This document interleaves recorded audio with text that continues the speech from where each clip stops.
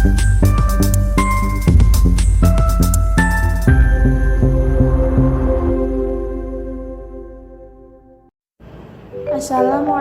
warahmatullahi wabarakatuh. Baik, pada kali ini kita masuk pada mata pelajaran Pendidikan Agama Islam kelas 10 semester 1. Bab 4 yaitu mengenai asuransi, bank, dan koperasi syariah untuk perekonomian umat dan bisnis yang maslahah. Sebelum kita masuk pada pembahasan yang lebih lanjut, alangkah baiknya mari sama-sama kita ketahui tujuan daripada akhir video pembelajaran kali ini. Yang pertama yaitu dapat menjelaskan pengertian dari asuransi, bank, dan koperasi syariah. 2. Dapat membedakan antara asuransi, bank, dan koperasi syariah. Dan yang ketiga yaitu dapat mengetahui hal apa saja yang harus dilakukan dalam asuransi, bank, dan koperasi syariah.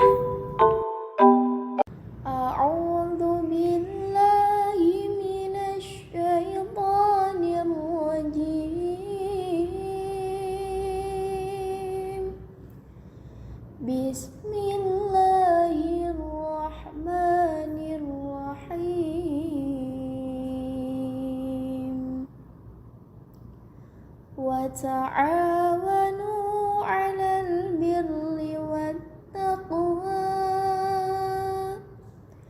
wa la ta'awanu 'alal itsmi wal 'udwan.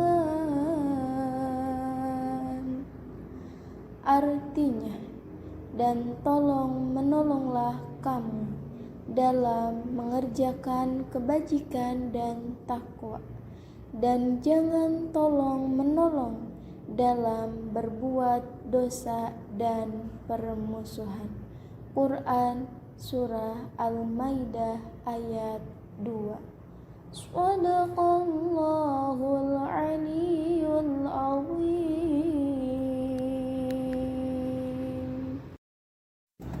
Pembahasan pada bab 4 untuk kelas 10 semester 1 meliputi yang pertama yaitu tentang asuransi syariah, 2. Bank syariah, dan yang terakhir yaitu tentang koperasi syariah. Langsung saja mari sama-sama kita simak materi yang pertama yaitu tentang asuransi syariah. Kata asuransi berasal dari bahasa Inggris yaitu insuransi, yang diadopsi ke dalam bahasa Indonesia dan populer dengan istilah asuransi. Asuransi syariah menurut Undang-Undang Nomor 40 Tahun 2014 adalah kumpulan perjanjian antara pemegang polis dengan perusahaan asuransi syariah dalam rangka pengelolaan kontribusi berdasarkan prinsip syariah guna saling tolong-menolong dan melindungi. Asuransi syariah juga dikenal dengan asuransi takaful yang berasal dari bahasa Arab yaitu takafala yatakafalu kafulan, yang artinya saling menanggung atau menanggung bersama.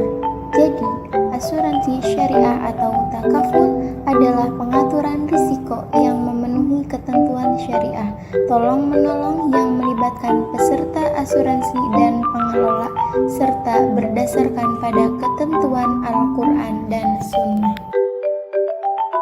Adapun unsur-unsur yang terdapat dalam asuransi syariah, yang pertama yaitu pihak tertanggung, yang kedua pihak penanggung, ketiga akad atau perjanjian asuransi, keempat pembayaran iuran, dan yang kelima yaitu kerugian, kerusakan, atau kehilangan. Selanjutnya yaitu rukun asuransi menurut ulama fikih, yang terdiri dari 4 hal. Yang pertama adalah kafil. Kafil yaitu orang yang menjamin. Kedua, makfulah, yang artinya orang yang berpiutang disarankan sudah dikenal oleh kafil. Yang ketiga, makful anhu, yaitu orang orang yang berhutang, dan yang keempat makful bih, yang artinya hutang, baik barang maupun uang yang disyaratkan, diketahui dan jumlahnya tetap. Bagi seseorang yang akan melakukan asuransi syariah, maka ada 3 syarat yang harus dipenuhi. Yang pertama yaitu baligh, yang kedua berakal, artinya tidak dalam keadaan gila, ayan ataupun mabuk. Yang ketiga yaitu bebas berkehendak, tidak dalam paksaan. Artinya bagaimana? Yaitu ada kemauan sendiri dari dalam dirinya. Adapun tujuan daripada asuransi syariah yaitu untuk melindungi peserta asuransi dari kemungkinan terjadinya risiko yang tidak bisa diprediksi. Di dalam asuransi syariah terdapat prinsip-prinsip dasar di dalamnya. Yang pertama yaitu berdasarkan dengan tauhid, yang mana keputusan yang diambil dalam praktik asuransi berdasarkan pada nilai-nilai ketuhanan. Yang kedua yaitu keadilan, hak peserta dan pengelola asuransi sesuai dengan majelis ulama. Ketiga, ta'awun, saling tolong-menolong yang berniat menjadi asuransi syariah. Yang keempat, kerjasama, yang mana di dalamnya mencakup mudharabah dan juga musyawarah. Yang selanjutnya yaitu amanah, ridho, riba, goror, dan juga maisir. Manfaat asuransi syariah terbagi menjadi 6 bagian, yaitu yang pertama, mencerminkan dari perintah Allah Subhanahu wa Ta'ala, dan yang kedua, menumbuhkan rasa persaudaraan, dan yang ketiga, memberikan jaminan perlindungan, dan yang keempat, efisien, yang kelima, sharing cost, dan yang terakhir adalah menabung. Kita memasuki materi perbankan syariah. Ada pula definisi perbankan syariah, yaitu perbankan syariah adalah lembaga atau badan usaha yang menghimpun dana dari masyarakat dalam bentuk simpanan. Dasar hukum perbankan syariah berlandaskan Undang-Undang Nomor 10 Tahun 1998 tentang perubahan atas Undang-Undang Nomor 7 Tahun 1992 tentang perbankan dan Undang-Undang Nomor 21 Tahun 2008 tentang perbankan syariah. Kegiatan dan juga usaha yang dilakukan oleh bank syariah, yang pertama yaitu penghimpunan dana, kedua penyaluran dana, yang ketiga yaitu jasa pelayanan. Dan di dalam penyaluran dana terdapat kegiatan jual beli, investasi, dan juga sewa menyewa. Dan di dalam jasa pelayanan terdapat kegiatan wakalah, hawalah, kafalah, dan juga rahan. Manfaat dari bank syariah yaitu terdapat 6 manfaat. Yang pertama, terhindar dari riba. Yang kedua, mendatangkan pahala. Yang ketiga, keuntungan diperhitungkan. Yang keempat, sistem bagi hasil. Yang kelima, memberikan saldo tabungan. Dan yang keenam, dana nasabah dipergunakan. Materi selanjutnya yaitu koperasi syariah. Definisi koperasi syariah adalah badan usaha koperasi yang menjalankan aktivitas usaha dengan prinsip, tujuan, dan kegiatannya berlandaskan pada Al-Quran dan hadis. Sejarah mengenai koperasi syariah, yang mana koperasi ini berlandaskan pada nilai-nilai Islam yang sebenarnya telah diprakarsai oleh Haji Suman Hudi di Solo melalui Syarikat Dagang Islam yang menghimpun anggotanya yaitu para pedagang batik di Solo.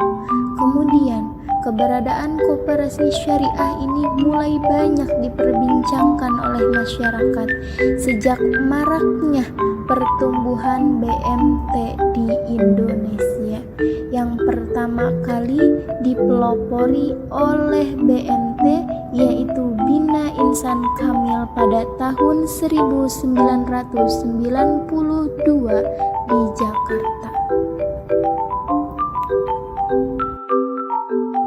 Kegiatan dan usaha usaha yang dilakukan dalam koperasi syariah yaitu penghimpunan dana, penyaluran dana, investasi atau kerjasama, jual beli, pengalihan hutang atau hawalah, pelayanan jasa, dan pinjaman lunak, pendelegasian mandat, pinjaman atau kafalah, pegadaian syariah atau rahan.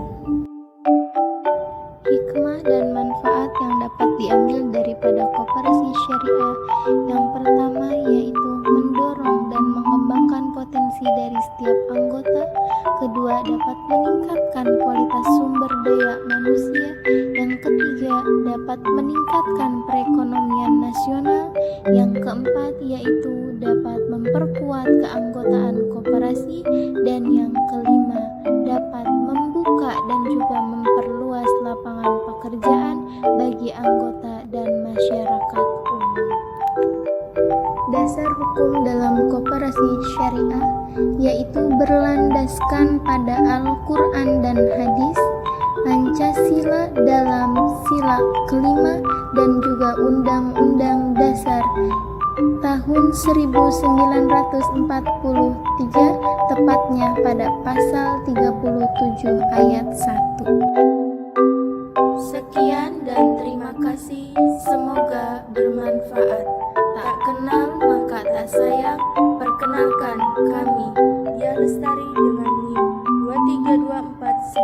2324110015 dan saya Elsa dengan NIM 2324110016. Wassalamualaikum warahmatullahi wabarakatuh.